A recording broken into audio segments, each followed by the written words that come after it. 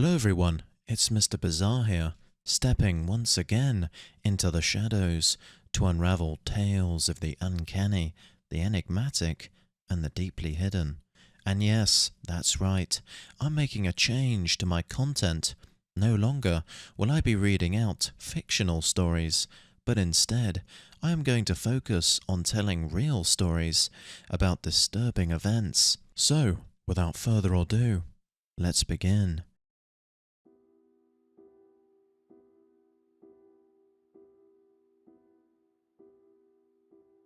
In the heart of Peckham, South London, a tragedy unfolded so quietly that it went unnoticed for almost 3 years, encapsulating the profound isolation possible even in the midst of a bustling urban environment. This is the story of Sheila Seleoane, a 61-year-old woman who lived a life that veered into silent oblivion, her existence fading away behind the closed door of her one-bedroom flat, leading to a discovery that shocked a community and raised urgent questions about neglect, accountability, and the hidden lives of the city's inhabitants. Her story paints a disturbing picture of modern urban isolation. Sheila lived alone in her one-bedroom flat within a densely populated housing block managed by the Peabody Trust. To those around her, Sheila was a figure of solitude, known for her quiet demeanour and infrequent interactions.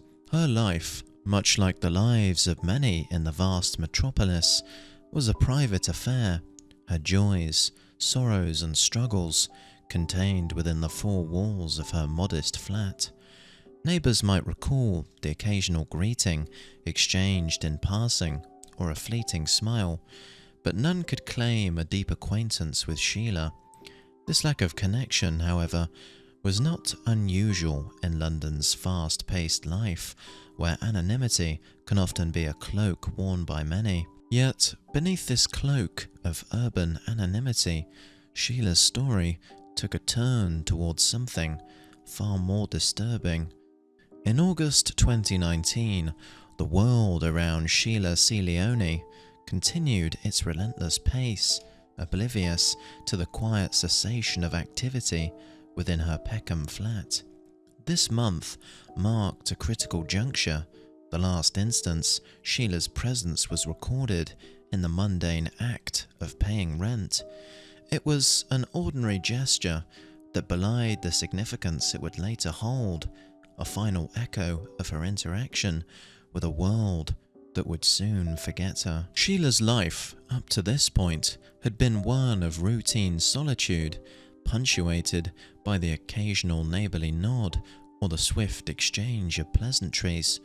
Her existence within the bustling urban sprawl of London was like that of many others, anonymous, yet anchored by the familiar threads of daily life.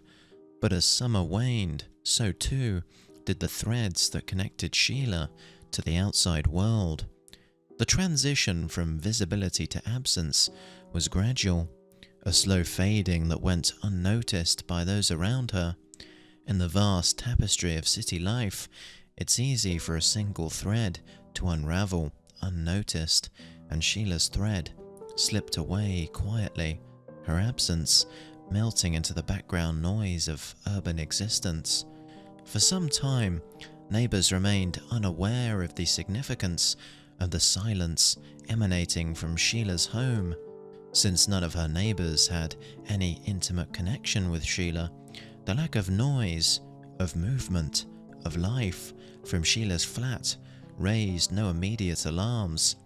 It was a silence that spoke volumes, yet its message went unheard, lost in the cacophony of everyday existence. The first signs of something amiss to alert the community came not from a knock on Sheila's door or a phone call left unanswered, but from an odour. It started as a whisper of something unpleasant, a scent out of place amid the concrete and brick of the housing block, and As October of that year began to approach, the strange smell only began to get worse. In this month, residents could not ignore the unusual, pungent odour, described by some as akin to rotting meat. This odour was not just a passing nuisance, it lingered, invasive and persistent, seeping into the corridors and living spaces of those who called Lord's Court home. Concerned whispers turned into worried conversations as the smell seemed to grow stronger, more oppressive. It was around this time that the first complaints reached Peabody, the housing association responsible for the management of Lord's Court. Residents, already distressed by the unexplained smell, hoped for swift action, for some investigation that would identify and rectify the source of their discomfort. Yet, the response from Peabody, if it came at all, was not the decisive action the residents had hoped for. Promises of checks and investigations seemed to dissipate as quickly as they were made, leaving the people of Lord's Court feeling ignored and abandoned. The smell, meanwhile, continued unabated, a constant reminder of the unseen problem lurking somewhere within their midst.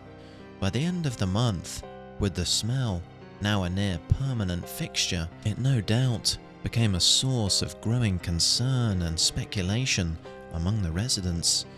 More than likely, there were many conversations about the possible causes, with theories ranging from the mundane to the morbid. Yet, despite their fears and frustrations, the residents of Lord's Court could not have imagined the tragic truth that lay behind the mysterious odour, a truth that would remain hidden for several more years. Several months after Sheila's sudden disappearance, a young boy, resident to the building, was darting around the block, playing a game of Knock Down Ginger, which involves knocking on a victim's door before quickly running out of sight and watching the victim open their door, only to find no one there. While playing this game, he came upon Sheila's apartment and decided to play the prank on her. While he approached to knock, he listened for just a second, and when he paused to listen, the boy could hear the unmistakable sound of flies buzzing around inside Sheila's apartment, a deeply concerning sign that something was severely wrong. As the calendar turned to 2020, the disturbing situation at Lord's Court in Peckham took a darker turn. The unsettling odour that had started to permeate the building in September 2019 persisted, growing in intensity. But 2020 would become a year marked by the unprecedented global upheaval, with the COVID-19 pandemic forcing people into lockdowns and isolation. As we all remember, during the pandemic, services were limited, and this unfortunate situation inadvertently prevented any substantial investigation by authorities for far longer than it otherwise might have been. In March, as the world grappled with the onset of the pandemic, the residents of Lord's Court were still struggling with their own crisis. The rotting meat smell continued to invade their homes, a constant, unwelcome presence that no amount of cleaning could dispel. It was during this month that a significant, yet overlooked attempt to reach out to Sheila was made. A contractor, acting on behalf of Peabody, left a calling card at her property after trying to conduct an annual gas safety check on March the 16th. A follow-up letter was posted on her door on March the 23rd, the very day the UK first went into lockdown, reminding Sheila of the tenancy terms regarding gas safety inspections. A forced entry date was set for April the 7th, 2020, but it never materialized, a missed opportunity that could have brought Sheila's tragic circumstances to light much sooner.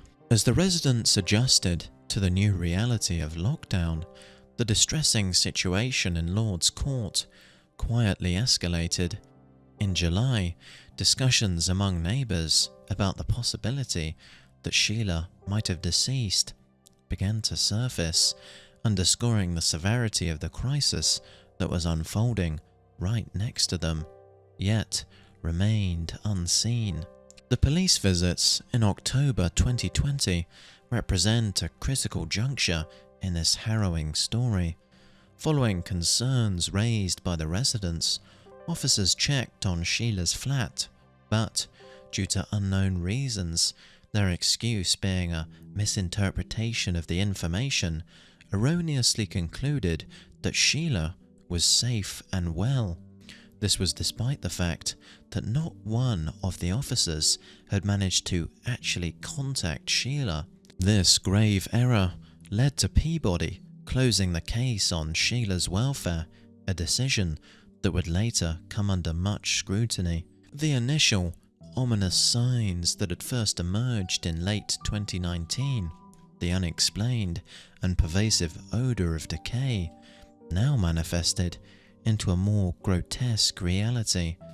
Neighbours began to share disturbing accounts of finding maggots not just in isolated corners, but invading the most intimate spaces of their homes, their bedrooms, living rooms, and even bathrooms. These small, wriggling embodiments of decay became unwanted, constant companions, emerging from unseen nooks, infesting living areas, and even making their way onto furniture. You'd sit down on the sofa, and after a period of time, you'd find a squashed maggot, recounted one distraught neighbour, capturing the surreal and unsettling reality of their daily existence. The infestation was relentless. Chantel, a resident of the block, voiced her despair to the media, saying, "I've got maggots in the bedroom, the living room, and the bathroom, and more or less all over my furniture." Her words painted a vivid picture of the invasion that had breached the sanctity of their homes, likening their experience to living in a horror movie. The psychological toll was evident, with another resident, Audrey, lamenting the sense of helplessness and regret that pervaded the community. "It made me feel sick. I could taste it. It was just horrible," she said, describing the pervasive smell that accompanied the maggots, a constant reminder of the unseen horror that lurked nearby. Despite the escalating severity of the situation, the community's pleas for intervention continued to meet with inadequate responses. The housing association's failure to address the root cause of the infestation, or even to acknowledge the severity of the residents' plight, left many feeling abandoned or ignored. This lack of action was not just a failure of property management, it was a breach of trust, leaving the community to fend for themselves against an unseen problem that had taken hold within their homes. By this time, posts for Sheila had been stacking up significantly. It was clear that she hadn't checked her mail in months. All of the residents, no doubt, knew that she had most likely died in her apartment. The signs were all there: her disappearance, the constant stench of rotting meat emanating from her apartment, the letters piling up, the maggots and blue bottles. The red flags were obvious, yet nothing was done. As 2020 drew to a close and the year 2021 dawned over Peckham's Lord's Court, a sinister pall still hung heavy in the air, the unresolved mystery of the previous year casting long shadows into the new. The distressing presence of maggots and the relentless odour of decay, far from being resolved, had woven themselves into the fabric of daily life for the residents, a grim reminder of the unresolved issue festering within their midst. The unnerving reality of cohabiting with such harrowing signs of neglect became an enduring ordeal. Neighbours, bound by a shared sense of unease, found themselves in a macabre routine, their lives punctuated by the constant, disturbing reminders of what lay unaddressed within their building. Karina White, 33, a mother of 7 who has lived at Lord's Court since 2006, said, "I've been traumatized. In the whole block, you had maggots and blue bottles. They were coming from everywhere. It was horrendous." Karina said that so many maggots dropped onto the balcony below Sheila's flat that her neighbour had to buy a shovel just to scoop them off. As the year progressed, the issue of the smell and the pests was raised repeatedly with Peabody, yet the response, much like in the year before, felt insufficient against the magnitude of the problem. The residents' pleas for action, for investigation, for resolution seemed to echo unanswered, leaving them feeling abandoned in their distress. The lack of effective intervention by Peabody and the seeming indifference to the severity of the situation only served to deepen the residents' despair. The community's frustration was palpable, their trust in the housing association eroding with each passing day that the problem remained unaddressed. Even the cleaner asked if she had moved out, shared one neighbour, highlighting the disconnect between the reality faced by the residents and the action, or lack thereof, taken by those in charge. 2021 drew to a close and, yet again, those with responsibility had failed to address the pressing concerns of the residents. But then, in February of 2022, everything changed. Storm Eunice, a monstrous tempest born from the depths of the North Atlantic, swept relentlessly across the United Kingdom, one of the worst storms to hit the UK in decades, leaving chaos and destruction in its wake. The normally bustling streets of London were eerily deserted as the city braced for the wrath of the storm. Grey clouds shrouded the skyline while weather warnings were broadcasted, urging citizens to prepare for the impending onslaught. Like the whole of London, Lord's Court was not spared from Eunice's rage. The intense winds began to batter the building, and at some point during this onslaught, Sheila's balcony door was torn open by the strength of the wind, causing it to repeatedly bang. Her downstairs neighbour was disturbed by the continuous loud noise and called the police, requesting that they check on Sheila's welfare. When the police showed up to check on Sheila, and yet again they could detect no signs of life from the apartment, the officers became concerned, and finally they decided to force entry into Sheila's apartment. Using a battering ram, the police smashed down Sheila's door, and this led them to make a deeply disturbing discovery. As officers made their way into Sheila Seleoane's flat, compelled by the storm's effects rather than the long-standing concerns of neighbours, they were met with a sight that would forever imprint itself in the memory of Lord's Court. When the police entered, there, in the modest surroundings of her living room, sat the skeletal remains of Sheila. Her body, so badly decomposed that it could only be identified through dental records. A resident, alerted by the sudden commotion and the sounds of emergency services outside, filmed a video from their apartment showing a body bag containing Sheila's remains being wheeled out of the building and taken away. The discovery of Sheila's body, while bringing a tragic closure to her disappearance, also unearthed a multitude of questions and reflections.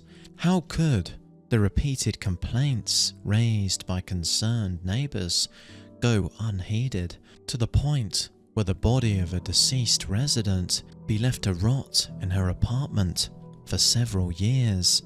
The sheer incompetence displayed by Peabody and the police is staggering. In the shadow of this tragedy, Lord's Court and the wider community are left to confront the uncomfortable truths about isolation, neglect, and the essential human need for connection and care. Sheila Seleoane's story, marked by the eerie discovery in her flat, challenges us to reflect on the need for more connected, more vigilant communities that refuse to let quiet pleas for help go unanswered. So, that's it for today's story. What are your thoughts? Should I continue covering real-life cases? Let me know in the comments down below. Thanks for watching, and I'll see you next time.